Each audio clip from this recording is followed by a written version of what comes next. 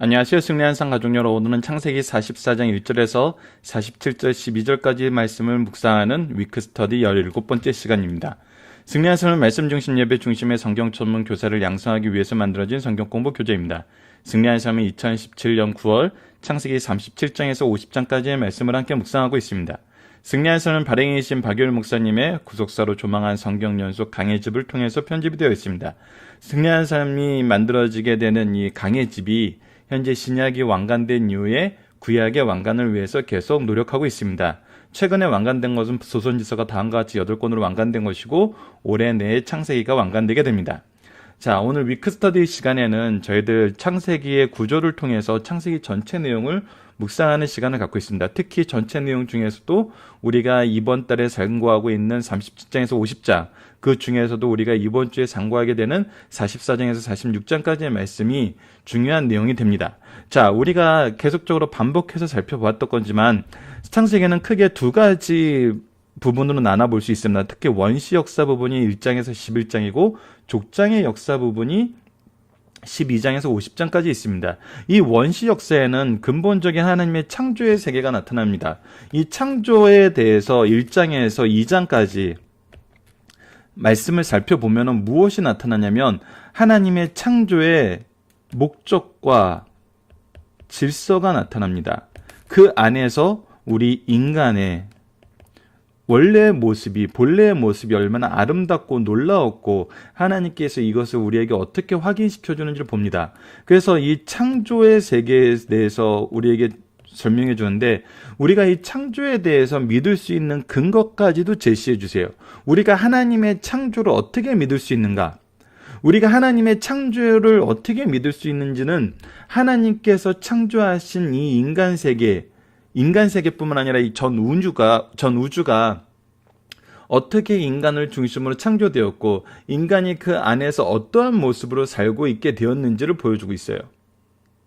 우리가 굉장히 놀랍고 우리가 은혜 시대에 살고 있다고 얘기할 수 있는 것은 무엇이냐면 우리가 지금 이 하나님이 원래 창조의 목적대로 하나님의 형상대로 우리를 만드셨어요. 하나님의 형상대로 우리를 만드셨다는 것은 우리가 소요리 문답에서 예전에 함께 공부했던 것처럼 하나님의 지혜와 거룩하심과 의를 통해서 선지자로서 제사장으로서 왕으로서 우리를 세우셔서 이 세상을 통치하게 하시고 하나님의 축복의 통로가 되게 하셨다는 거예요. 그런데 우리가 이 모습 안에서 어떻게 되냐면 첫 번째 실패를 경험하게 됩니다. 우리가 죄로 인해서 우리의 지혜는 무지로, 거룩함은 죄로, 의는 죄의식으로, 그래서 죄에 얽매여서 살 수밖에 없는 모습이 되었어요. 그런데 여기서 놀라운 것은 하나님의 은혜라는 겁니다. 이 첫 번째 역사의 실패와 동시에 우리에게 은혜를 나타내 주시는 것이 뭐냐면 우리가 이 모든 것을 읽고 전적 타락 속에서 하나님의 지혜도 하나님의 거룩함도 하나님의 의도 할 수 있는 어떤 능력도 다 잃어버렸는데 하나님께서 이것을 붙잡아 주신다는 거예요. 이 붙잡는 자손들을 통해서 구속사의 능력 있는 일꾼들을 통해서 이것을 계승하게 하신다는 거예요.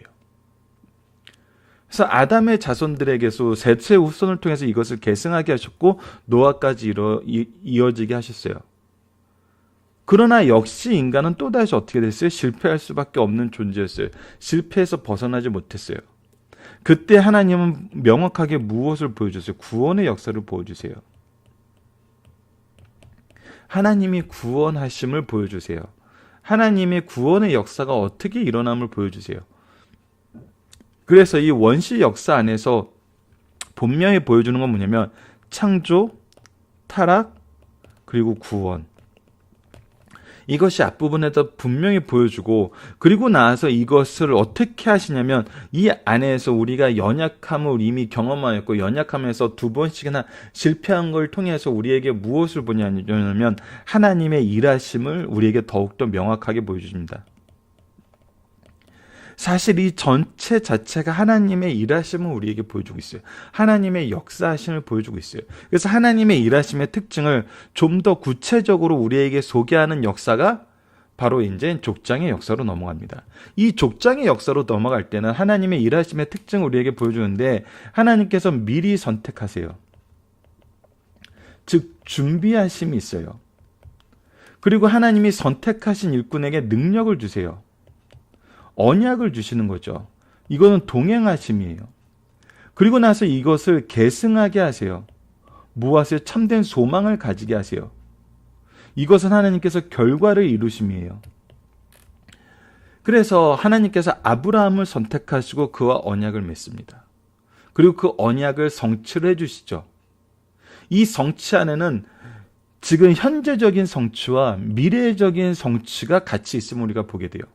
현대적인 성취에서는 아브라함에게 자식을 주겠다는 거였어요. 미래적인 성취에는 이 땅을 그에게 주겠다는 거였어요.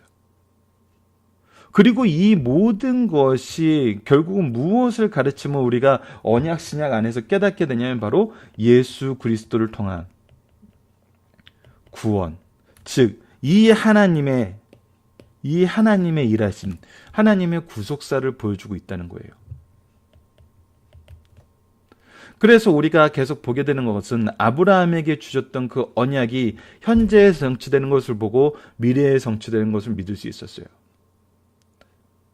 그리고 이것이 계속되면서 이삭에게도 계승됐고 이삭에게도 하나님께서 복을 주시고 하나님께서 정말 100배의 축복을 주시면서 하나님께서 현세적인 축복과 미래적인 축복을 줬어요. 현세적인 축복에서는 어떻게 했어요? 또한 그가 기도했을 때 하나님께서 그의 기도의 응답을 형식을 통해서 자녀를 주셨고 이 자녀에게 하나님의 특별한 계획이 있음을 선언하셨어요. 그래서 그 계획의 성취, 그 계획의 계승자가 야곱인 것을 드러내셨어요. 그래서 야곱을 통해서 하나님의 역사의 성취가 있었어요. 야곱의 역사에서도 현재적인 성취와 미래적인 성취로 나눠져요.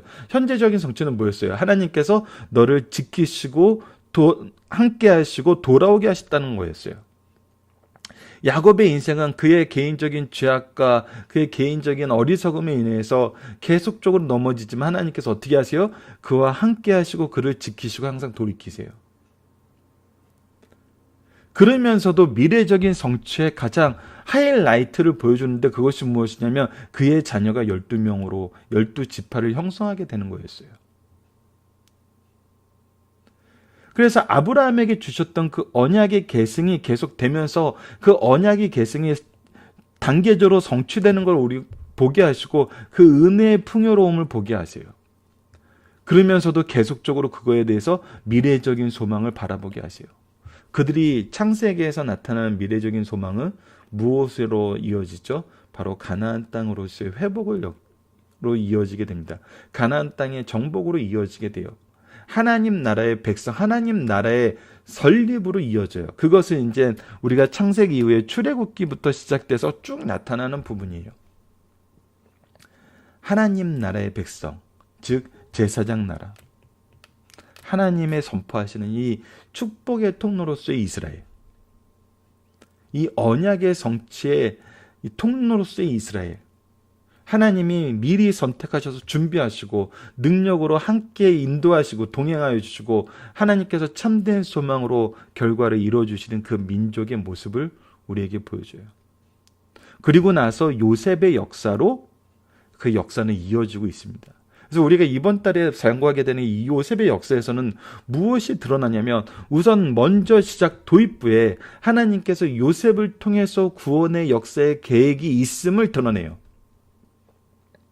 하나님이 먼저 선택하신 것임을 드러내요. 자, 아브라함, 이삭, 야곱, 요셉 모든 것 이 가계도의 특징은 뭐냐면 하나님께서 먼저 선택하셨다는 거예요. 하나님께서 그리고 그 계획을 그들을 통해서 드러내셨다는 거예요.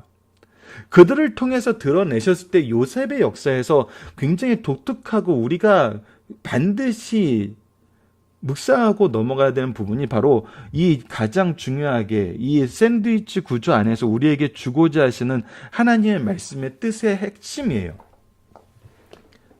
그것이 무엇이냐면 그리고 막간의 유다의 모습을 통해서도 나타나는 것이 무엇이냐면 이 시험의 통과에서도 유다의 변명을 통해서 유다의 이 변호를 통해서, 변호적인 논거를 통해서 나타났던 건 뭐냐면, 대속의 역사였어요.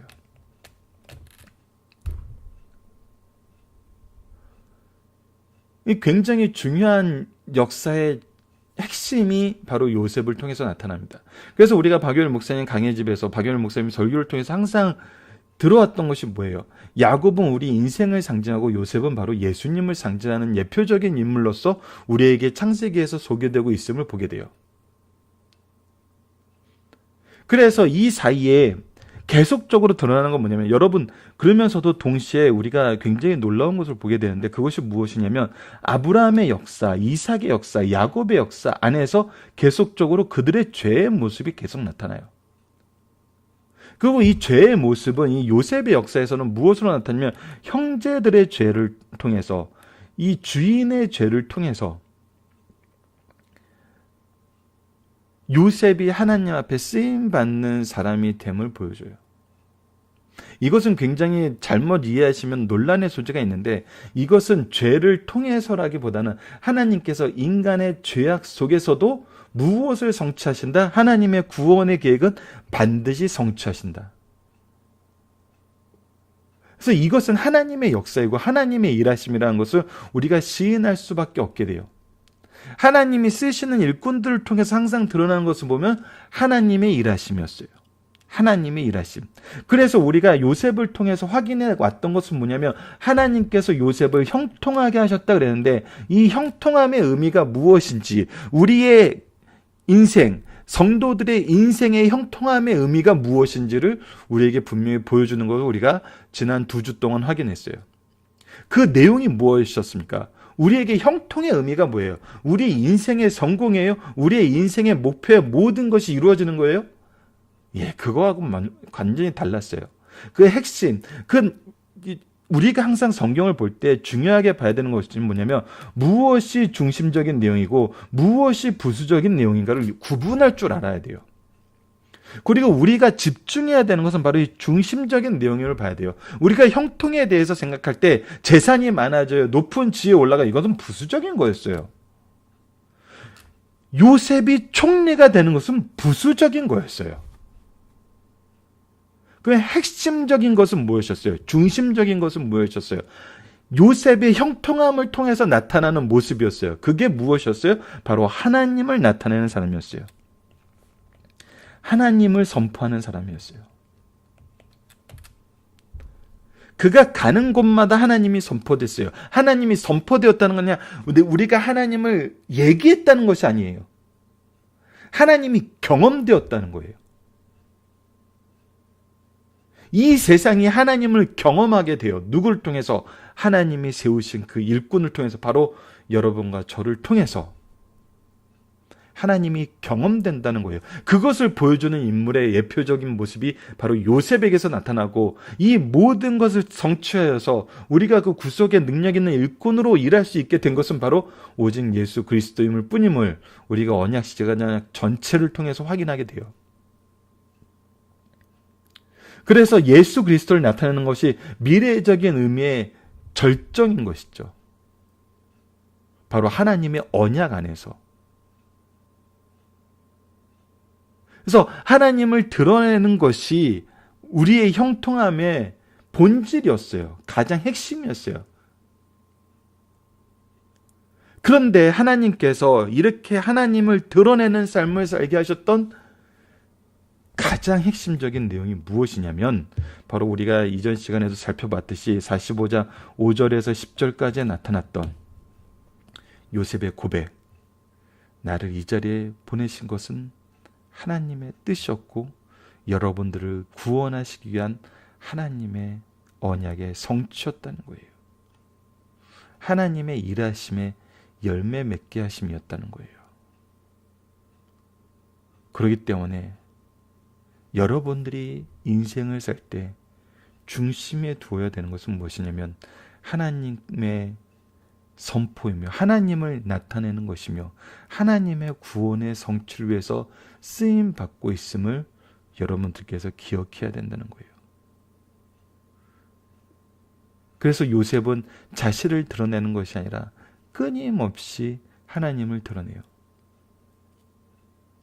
우리가 그 이후에 나타나는 삶을 통해서도 요셉은, 야곱은 그들의 죽음의 메시지를 통해서 마지막 순간의 모습을 통해서 끊임없이 무엇을 드러내냐면 하나님의 언약의 성취가 자신들의 삶 속에서 얼마나 신실하게 이루어지고 있는지 드러내면서 하나님의 주권을 높이는데 그들의 인생을 사용합니다. 그럼에도 불구하고 그 사이에 형제들의 모습을 통해서 무엇을 보냐면 연약한 인간들의 모습을 보여줘요. 그래서 어떻게 해요? 야곱이 죽자 요셉이 과거의 일로 자기들을 핍박할까봐 아버지를 내세워서 탄원을 합니다. 그때 요셉은 슬퍼하죠. 왜? 아직 하나님의 주권적인 일하심에 그 의미를, 그들이 그 은혜 안에 있는데 그 의미를 바로 깨닫지 못해요. 그래서 그들이 바라보아야 될 것을 바라보지 못하고 핵심을 바라보지 못하고 부수적인 것을 통해서 자신들의 어리석음이 더 확대되는 걸 보게 돼요. 그때 요셉의 마지막 모습을 통해서 우리는 무엇을 보게 되냐면 바로 하나님의 형상으로서 창조받은 정말 하나님의 선지자요 제사장이요 왕의 모습으로서의 삶이 우리가 어때야 됨을 보여줍니다.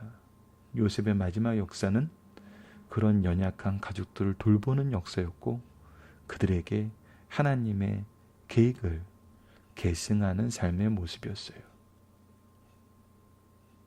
그래서 이 구속사의 모습을 통해서 우리가 항상 경험하게 되는 건 뭐냐면 하나님께서 나를 선택하심을 인정하게 되고 나와 동행하심을 인정하게 되고 나를 통해서 역사하셔서 이 모든 것을 계승하게 하심을 우리가 알면서 그 삶을 지켜나가는 것이 가장 중요함을 우리가 깨닫게 됩니다. 그래서 과거에도 미리 우리보다 먼저 역사하시고 현재에도 우리를 위해서 일하시고 미래에도 우리의 승리를 보장해 주신 하나님의 역사, 이것을 박유일 목사님은 3대 특권이라고 얘기하면서 바로 로마서 8장의 말씀을 항상 소개해 주고 계시죠.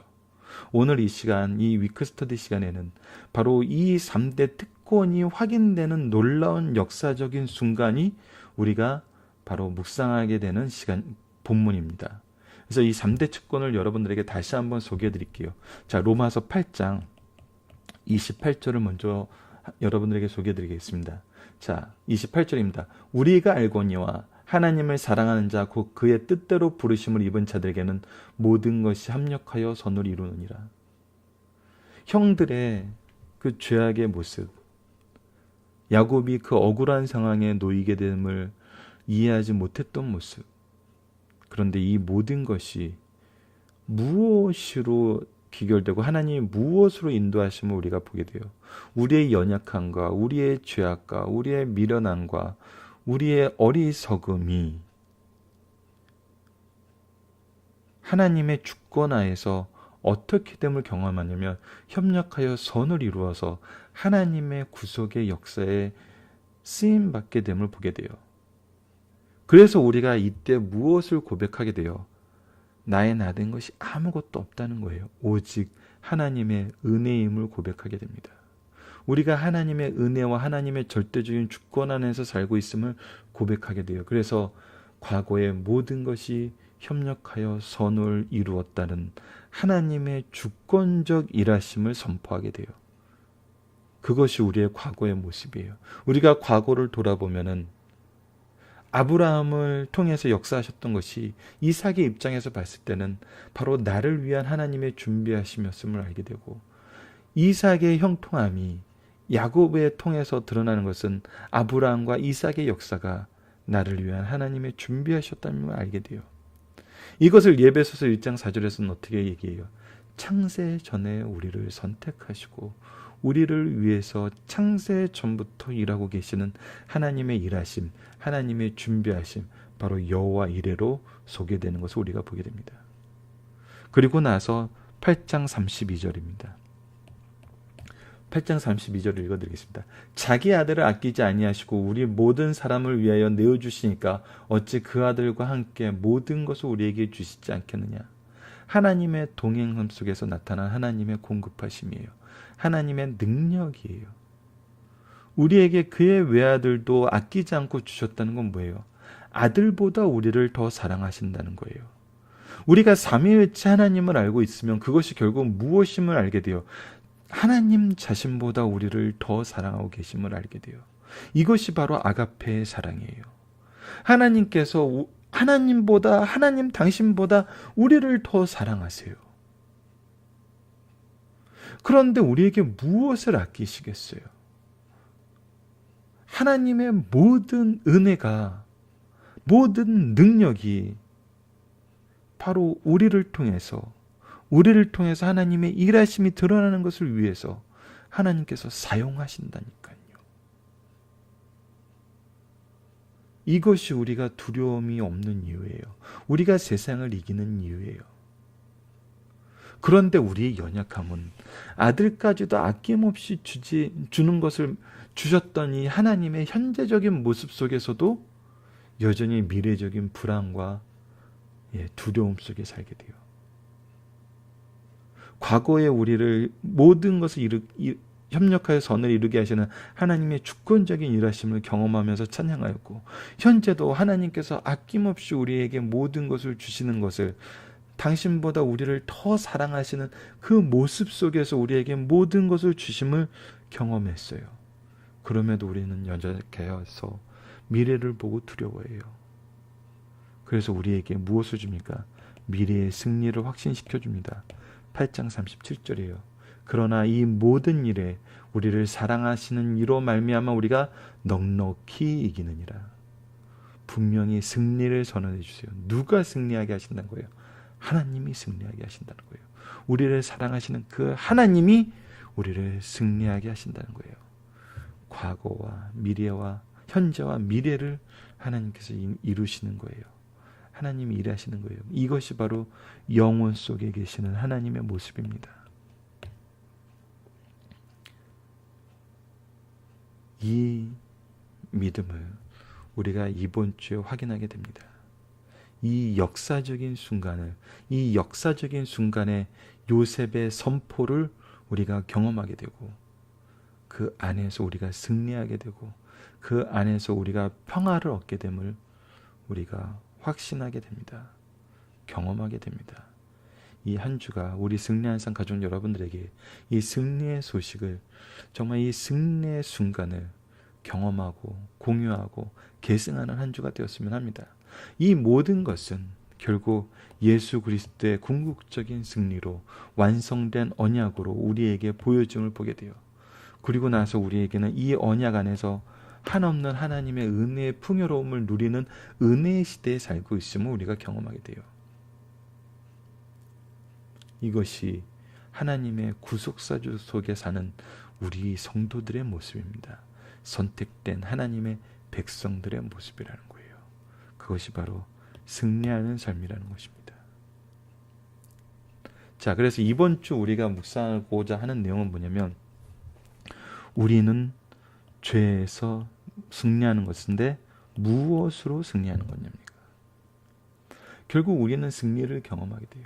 근데 우리가 무엇으로 이겼냐는 거예요. 우리의 승리의 이유는 무엇이냐는 거예요. 핵심은 무엇이냐는 거예요. 전체는 무엇이냐는 거예요.